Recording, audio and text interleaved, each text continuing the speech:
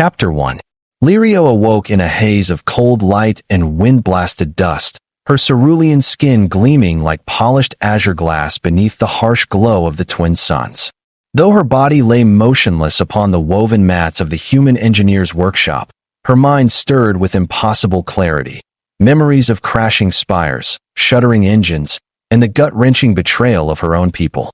She recalled every detail of the Alien Council's cold deliberations, the way they passed a data chip between themselves as though trading trinkets, the hushed derision when they pronounced her worthless.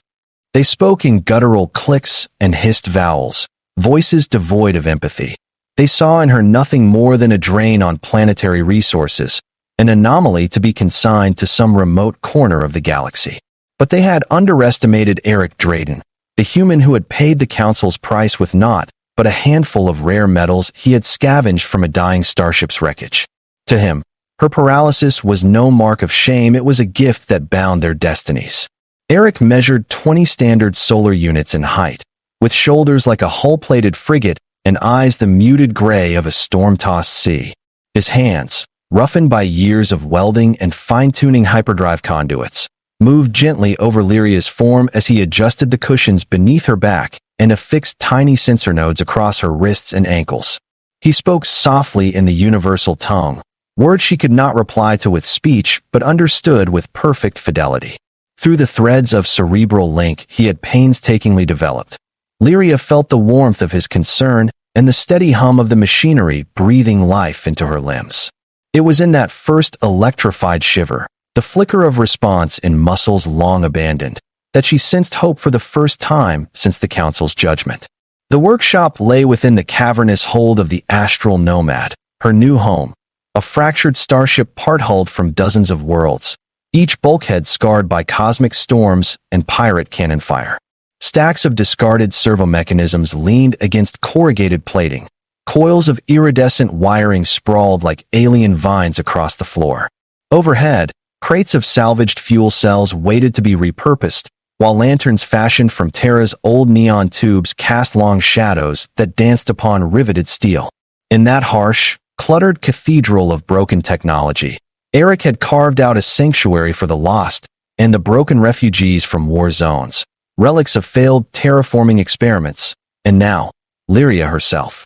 As days bled into nights without pause time measured only by the workshop's dimming and reigniting of its solar harvest arrays, Eric taught Lyria to command her body anew. Through neural stimulators calibrated to her unique biochemistry, she learned to twitch a finger, then flex a wrist, until the motion became instinct. Each spark of motion seared across her consciousness like a revelation. Her limbs, once deemed worthless by her own race, could become tools of transcendence. Eric encouraged her with gentle humor, cracking jokes about his own fumbling efforts to assemble a Xeno circuit board, and marveled at her unbroken spirit as she channeled frustration into tenacious practice.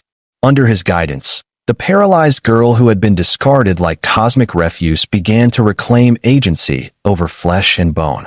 He crafted for her an exoskeletal brace, sleek filaments of metamorphic alloy that hugged her torso and spine, transmitting every neural impulse into precise mechanical motion. When she first rose to her feet, assisted by support struts and Eric's steady hands at her elbows, the workshop fell silent, but for the chirp of servo motors and the distant roar of interstellar freighters passing overhead. Lyria's heart thundered with a joy she had thought impossible. Her eyes, bright with unshed tears, met Eric's wide, astonished gaze. In that fragile moment of triumph, two outcasts, an alien girl forsaken by her kind, and a human man who had long ago forsaken hope, found in each other the shard of belonging they both had lost. Yet beyond the steel walls of the astral nomad, the galaxy remained a place of peril and prejudice. Rumors had already begun to ripple through the drifting dock clusters. A human harboring an unclaimable Zenderan orphan, defying the edicts of her council. Bounty hunters whispered in the smoking alleys of Sector 12 that Lyria's body contained rare neuroplasmic enzymes, commodities worth more than entire cargo holds of stem salts. Religious zealots among the audit clans muttered that her paralysis was divine retribution for an ancient crime, and that she must be cleansed by fire. All of them overlooked the truth that shone brightest to Eric. Beneath her stillness lay a spirit of unparalleled resilience, a mind sharp enough to decode the most advanced warp calculus, a heart capable of forging bonds stronger than any interstellar treaty. As night fell on the rimward horizon, solar panels retracting to avoid the twin suns' glare, Eric stood beside Lyria and gazed into the shifting dunes of cosmic dust beyond the workshop's viewport. He placed a calloused hand on her shoulder plate and whispered a promise that would forever bind their fates. He would shield her from those who saw her as broken, and he would teach her that to love and to be loved was the greatest power any being, alien or human, could ever command. And in that vow lay the beginning of a story neither of them could have foreseen, a tale of forbidden compassion, of star-spanning conflict, and of two souls who discovered in each other a reason to defy the very laws of their universe. In the days that followed, the workshop became their shared universe, walls lined with half-finished contraptions, the air alive with the hiss of plasma torches and the rhythmic pulse of power core reactors. Lyria mastered each movement with fierce determination, learning to glide across the floor on her brace's magnetic stabilizers, her spine supported by a lattice of nanoalloy filaments that responded to the subtlest neural impulse. Eric watched her progress with a blend of pride and something deeper, an ember of emotion he dared not name. He modified the exoskeleton further, integrating microthrusters at her ankles so she could lift from the ground in short arcs, experiencing a semblance of flight that no Zindaran Council decree could ever forbid. At night, when the hum of equipment fell silent, they sat side by side beneath the dim glow of bioluminescent algae lamps, sharing stories. She described ancient Zindaran moon rites and the shimmering spires of her homeworld before her fall. He spoke of Earth's fading oceans and the stubborn will of humans to rebuild what was broken.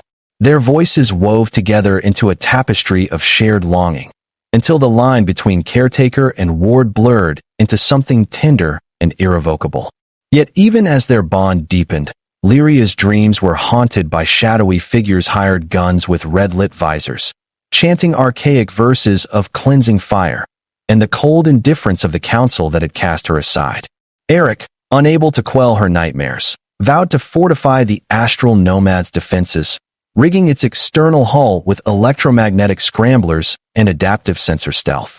And so, beneath the watchful glare of two suns and the endless void beyond, Chapter 1 closed on a fragile piece.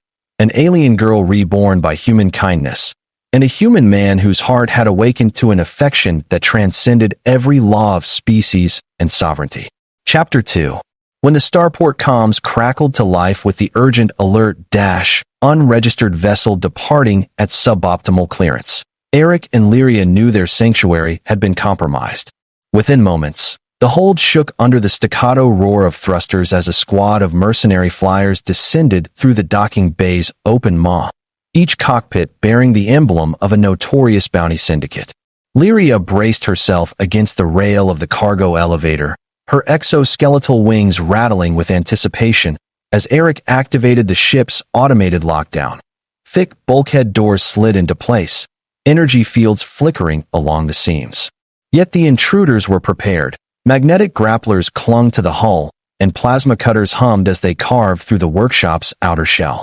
Eric grabbed Lyria's hand, her delicate fingers entwined with the rough pads of his, and led her down the dimly lit corridor toward the auxiliary airlock. Each footfall echoed like a drumbeat of urgency, the footsteps of huntresses and hunters close behind. As alarms blared and the astral nomad's life support vents hissed into action, Lyria summoned every ounce of newfound strength, channeling neural impulses into her thrusters. Together, they plunged into the void beyond the airlock, tethered by braided cables and the unspoken promise that neither would face the darkness alone. In the void beyond the airlock, the silence was broken only by the hiss of their breathing packs and the rasp of Lyria's exoskeletal joints as she strained against the tether. Eric's heart pounded in his chest as he guided her through the airless corridor, his other hand working the manual override to seal the inner hatch behind them. Outside, the mercenary flyers' searchlights swept past the viewport in jagged arcs, their hull-mounted graph scanners probing for any thermal or kinetic signatures. But Eric had rigged the astral nomad with a prototype phase shift drive, a stolen scrap of Zindaran tech that distorted the ship's energy signature for a precious few seconds. With his free hand, he keyed the sequence and felt the entire hold warp in on itself, lights stuttering as reality bent. For a heartbeat, the vessel dissolved into the next subspace moment before rematerializing several kilometers off the crowded docking lanes, its prow hidden among drifting cargo barges. Lyria's eyes widened behind her visors as the stars snapped back into view, each pinprick of light a distant promise of freedom. She reached out, her brace thrusters emitting a tentative glow, and Eric caught her elbow, steadying her trembling form. His voice crackled through her link. "Hold tight, we're not safe yet." They staggered down the maintenance conduit toward the secondary control hub, the corridors plating scarred by the plasma cutter's earlier work. Lyria's neural implants buzzed with data pressure readings, hull integrity, fugitives in transit alerts each data stream, weaving into a tapestry of possible escape routes. She directed Eric to a collapsed freight lift whose cables had been severed. With deft movements, he jury-rigged a magnetic harness on her brace and hoisted her onto the platform. Every jolt of the lifting magnet pulsed through her spine, but she grit her teeth against the pain, determined to stand beside him rather than lie broken. In the bridge beyond, Eric engaged stealth subroutines as Lyria tapped into the ship's auxiliary panel with fingers that once could not twitch, bypassing the last security lock with raw intellect and newfound confidence. The holoscreen flickered to life, showing the flashing icons of their pursuers converging on their last known coordinates. With a guttural hum, the phase shift drive wound up its coils again enough for one more jump. As the corridor lights dimmed and the hum crescendoed, Lyria turned to Eric, her voice trembling yet resolute through the comlink. "I never thought I'd outrun my own people." He gave her shoulder a gentle squeeze, replying, "Stick with me, and we'll outrun the whole galaxy if we have to." And in that shared vow, they vanished once more into the black, leaving behind the debris of prejudice and beginning their race toward an uncertain dawn. As the last coils of the phase shift drive collapsed back into inert silence, the astral nomad reappeared in the dim emptiness of an uncharted asteroid cluster, its hull quietly rasping against the drifting rock shards. The sudden jolt sent Lyria tumbling in her harness, and Eric caught her with swift precision, guiding her to an emergency berth where cushions of vacuum-sealed gel cradled her trembling form. Outside the reinforced viewport, jagged spires of metallic ore loomed like watchful sentinels in the Black Sea.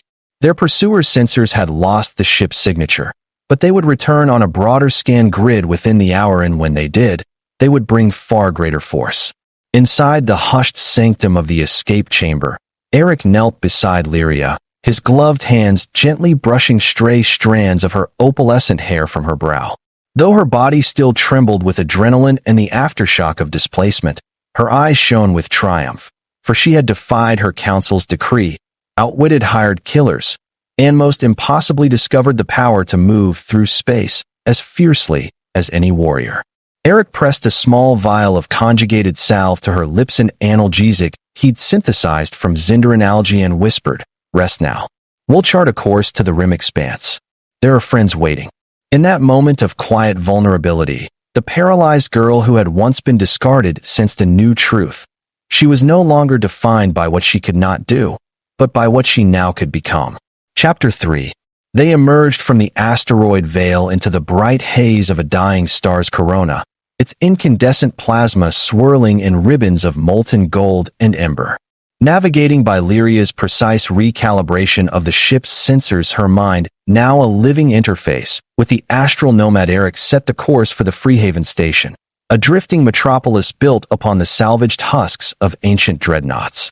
Here, fugitives of every stripe found sanctuary, synthetic intelligences hiding from oppressive AI overlords, exiled royalty evading interstellar tribunals, and hybrids like Lyria, whose very existence challenged the prejudices of their birth races.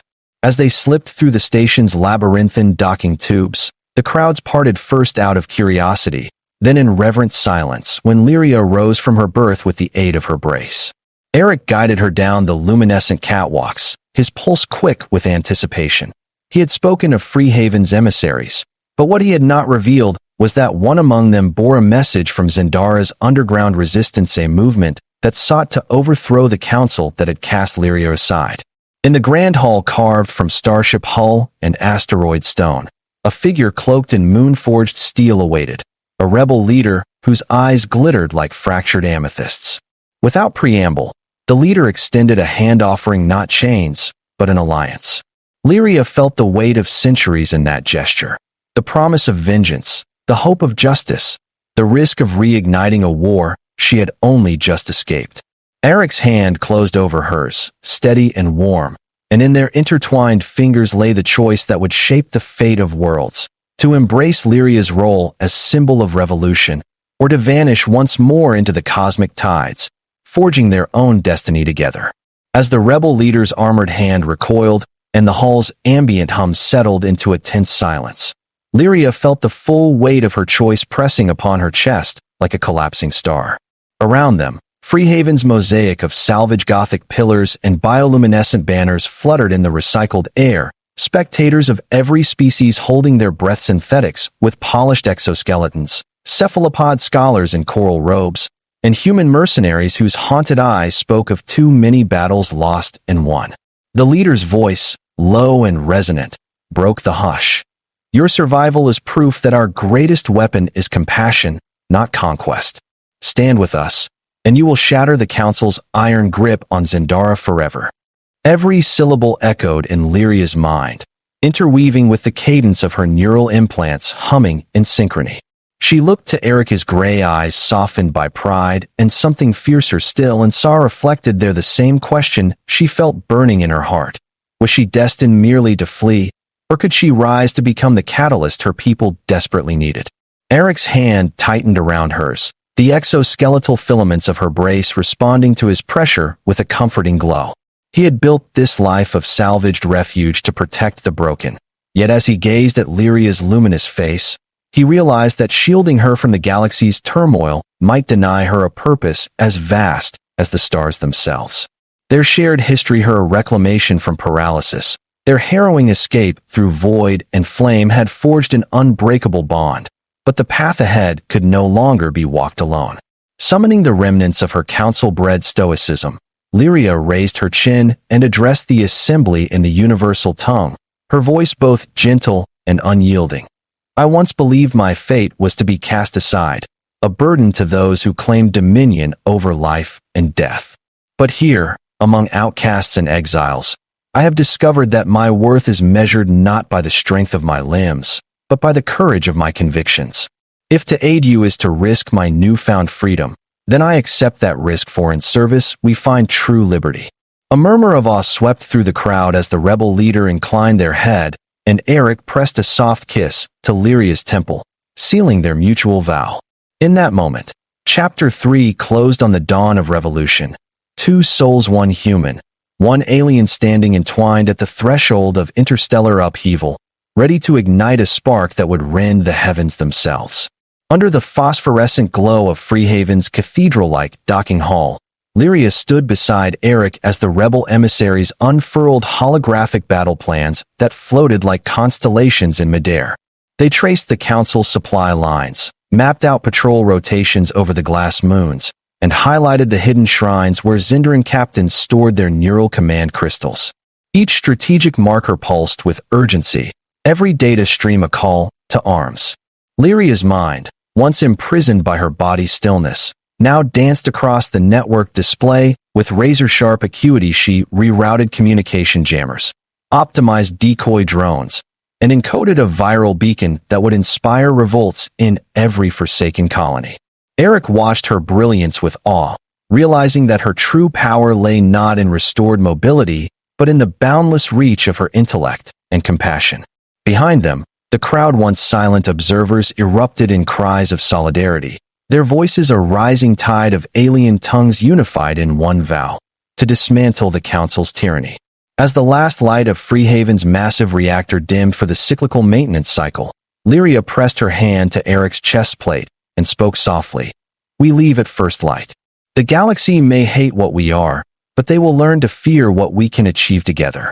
He bowed his head, his armor creaking like a warhorse ready to charge, and she placed a gentle kiss upon his brow. sealing their pledge with a promise that transcended every star between them. Chapter 4. Beneath the brittle sky of Zendara's northern continent, the astral nomad hovered in silent descent, its hull cloaked by the viral beacon that Lyria had unleashed days earlier. Down below, millions of Zendarans paused mid-ritual priests in crystal lattices, patrol ships gliding above crimson deserts, and orphan moonsong children lifting their eyes to a sky suddenly stamped with the symbol of liberation. Eric guided the ship through the Council's final blockade, their plasma turrets sputtering harmlessly against the ship's phase shields as Lyria's signal scrambled, targeting arrays in a cascading symphony of electronic sabotage.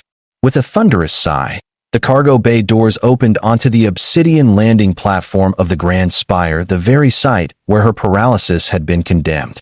As the ramp descended, Lyria unfolded her braces and stood tall, every line of her body radiating unspoken defiance.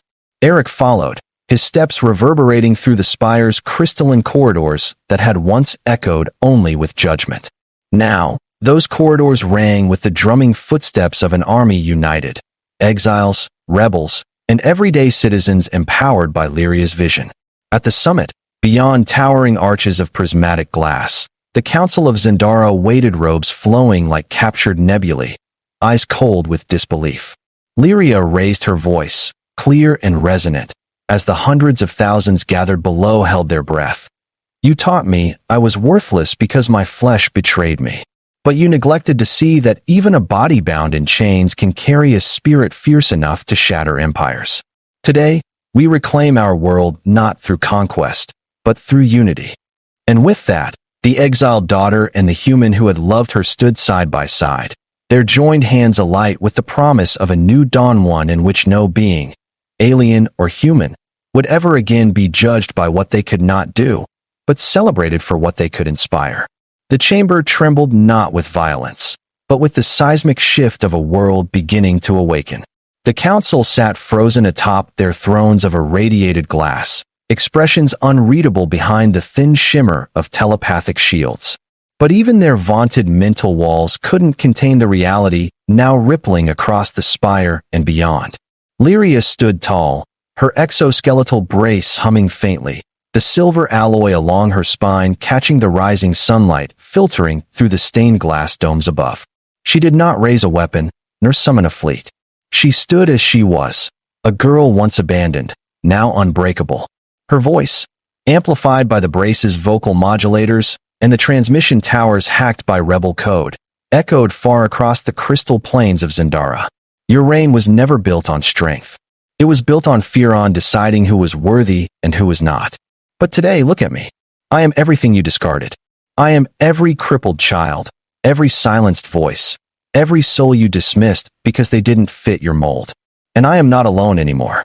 The crowd outside responded not with war cries, but with a sound deeper, more resonant.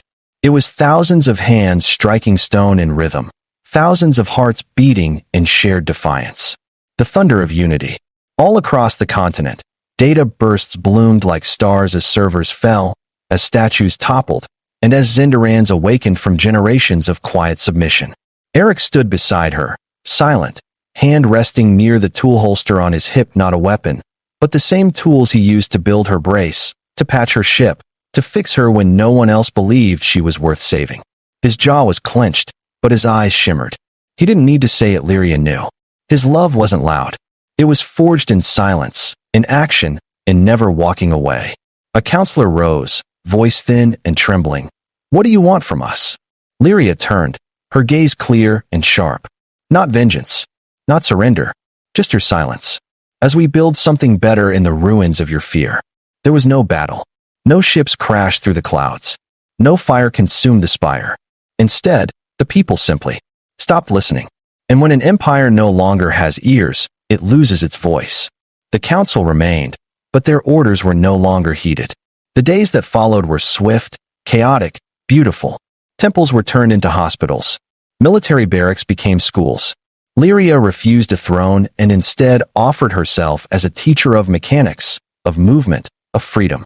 Eric built her a lab overlooking the emerald horizon of the southern cliffs, where students came from across the galaxy not to learn about war, but about restoration of machines, of societies, of selves.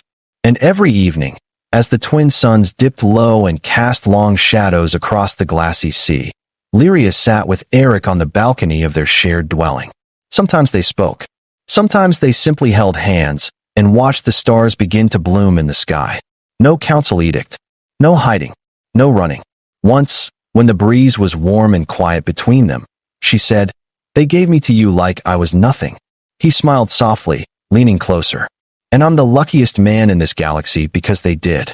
And as starlight danced across the edges of her brace, reflecting on his weathered face, Lyria knew this wasn't just her victory, it was theirs. Not because they conquered a world, but because, together, they healed one. Chapter 5. A New Kind of Tomorrow. Years passed like shifting stardust across the surface of a reborn world. Zendara, once divided by rigid hierarchies and merciless judgment, had become something no one least of all the council could have ever predicted. What had begun as rebellion was now a renaissance. The grand spire still stood, but its chambers had been gutted, the opulent thrones replaced with great open forums where voices from every caste and colony could be heard. The children of miners sat beside the offspring of priesthoods, and those once deemed lesser, now taught in schools bearing their names. In a sun-drenched dome carved into the cliffside, Lyria awoke to the sound of waves kissing obsidian rock far below. Her body was still not like others. There were days when her muscles locked or her neural feeds flickered, but she had long ceased to see that as weakness. Her brace, once a symbol of limitation, had evolved into a work of living art, tuned not only to her physiology, but to her will. Finer than any royal armor, it shimmered with threads of bioglass and living circuits co-designed with Eric and 1,000 hands across Zendara who had once lived as she did, muted by society, now creators of its future. Eric was already awake, crouched near the hydrasink beside their growing botanical wall, sleeves rolled up, coaxing flowering stalks of alien saffron to bloom. His hands had grown stiffer over the years, his hair streaked with silver, but his presence had never faltered. If anything, time had carved him into something deeper, steadier. He looked up as she approached, still walking with care, still proud with every step, and smiled, as though she were the sunrise itself. "There's a new girl in the outer settlement," he said, brushing dirt from his fingers. 9 years old, paralyzed from birth. Her parents say she hasn't spoken since the war. Lyria paused, then nodded. "I'll see her today." It was what she did now, not rule, not rebel, but reach. With her presence, with her story, with the proof that someone cast aside could one day stand tall and lift others. Her visits sparked more than hope. They created change. Technologies once hoarded in military vaults were now freely replicated in community labs. Medical exobraces were no longer symbols of shame, but of transformation, beauty, and expression. In many parts of the galaxy, even outside Zendara, the phrase Lyrian steel had become synonymous with unshakable courage. As she prepared to leave the dome, Eric handed her a small polished chip wrapped in soft cloth.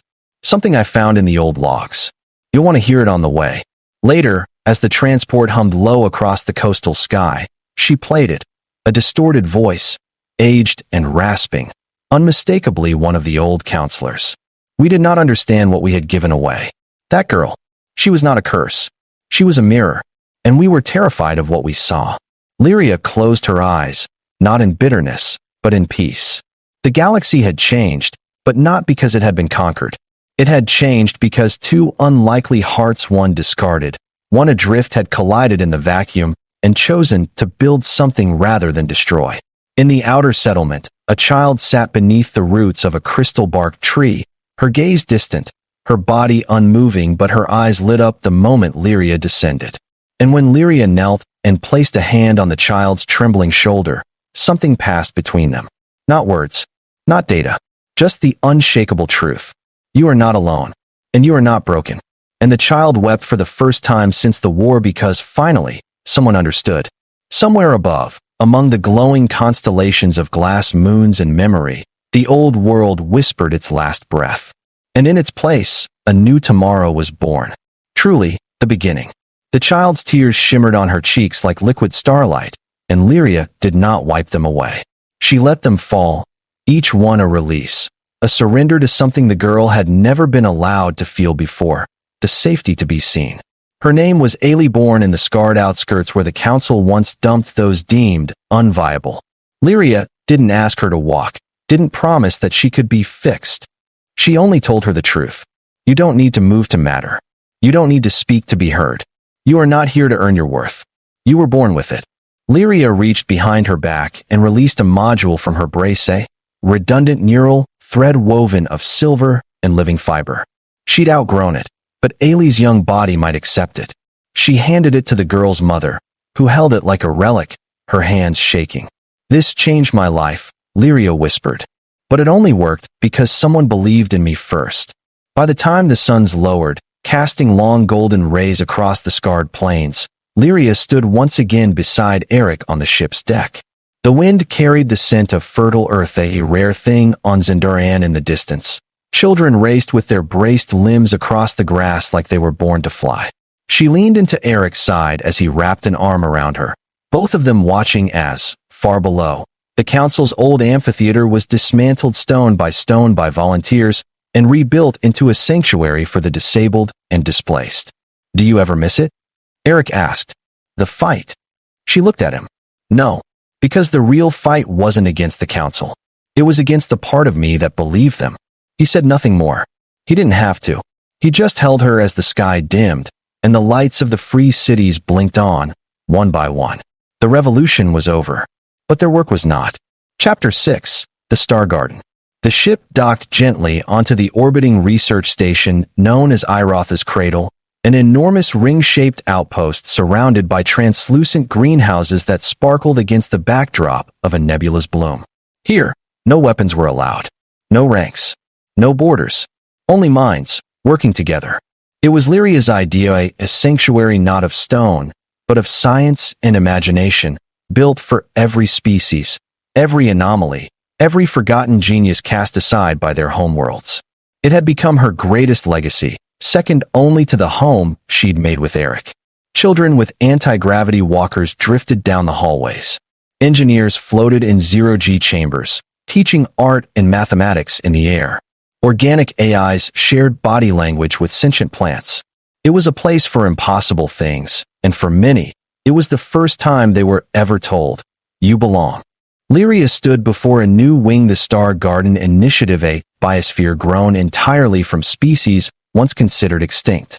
Each tree pulsed with color. Each flower responded to voice, to memory, to empathy.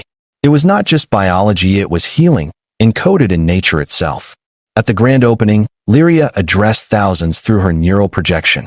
She was older now, more elegant in her movement, with the brace fully integrated into her spine like a second soul. Years ago, she said, I was given away like a broken thing.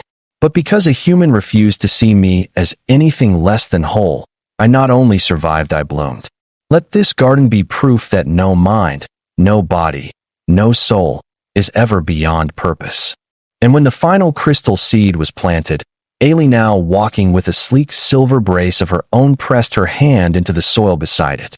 Lyria knelt beside her, their fingers interlocked, and whispered, grow something they said could never live.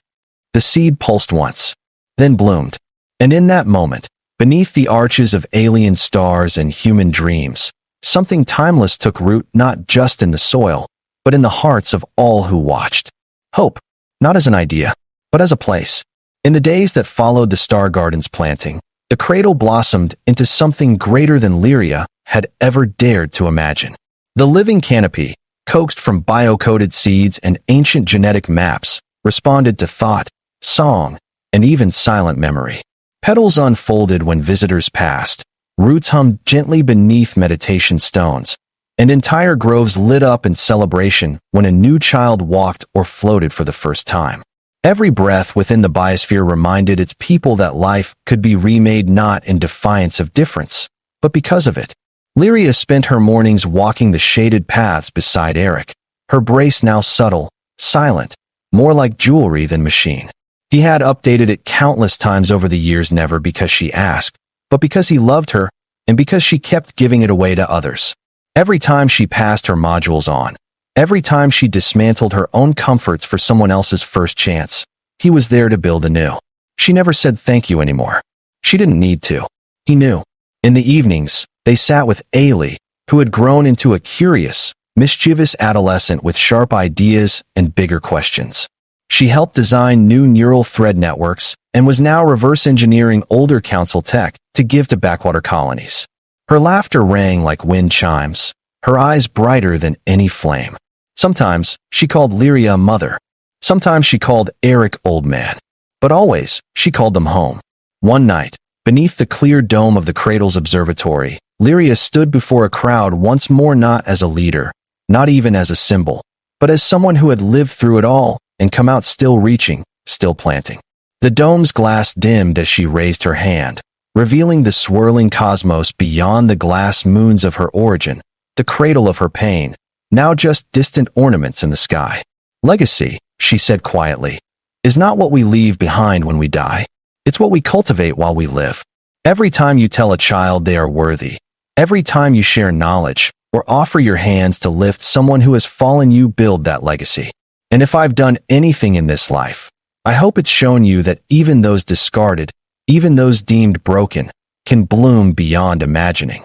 There was silence, not out of fear, but reverence. And then applause, not a roar, not a clamor, but a long wave, like the passing of time, washing gently over every soul in the cradle. That night, in the private quiet of their quarters, Eric held her hand as she drifted to sleep beside him, a half-finished sketch of a new brace design still glowing faintly in her lap. The stars moved slowly across the glass dome above, and in the depths of that galactic silence, something whispered, not a voice, but a truth. She had changed everything, not by force, not by anger, but by love, by never letting go, by seeing herself and others not as damaged parts, but as unfinished symphonies. And in that starlit hush, with the star garden blooming and the cradle singing with life, the story of Lyria and Eric came to rest. Not in tragedy, not in legend, but in peace.